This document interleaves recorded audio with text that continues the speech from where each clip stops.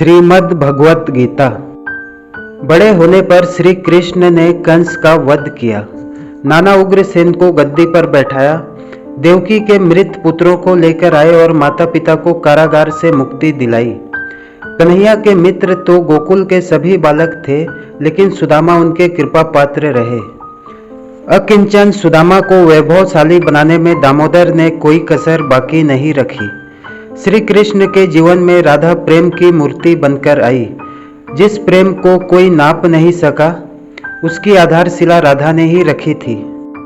श्री कृष्ण जब किशोर वय के हो गए तो महाभारत युद्ध की छाया पड़ने लगी थी।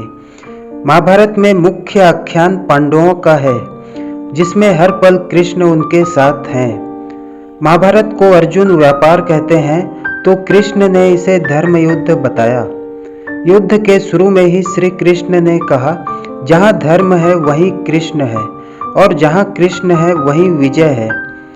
महाभारत के छठे पर्व भीष्म पर्व में भगवत गीता है। भगवान ने इसे गाकर अर्जुन को सुनाया, इसीलिए इसका नाम गीता पड़ा। श्री कृष्ण ने कहा कि सज्जनों की रक्षा व दुष्टों के संहार के लिए मैं हर युग में अवतार लेता हूँ, इसीलिए महाभारत को धर्म युद्ध कहा जाता है। द्रौपदी को युधिष्ठिर जुए में हार गए। भरी सभा में दुर्योधन और दुशासन जब द्रौपदी का चीरहरण करने लगे तो जनार्दन ने रक्षा की। सुभद्रा का विवाह उसके मन के विरुद्ध होने के समाचार पर उसका अपहरण किया और अर्जुन से शादी करवा दी।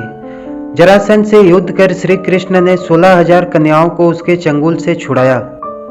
महाभारत युद्ध के मैदान में मोहग्रस्त अर्जुन को गीता का उपदेश दिया।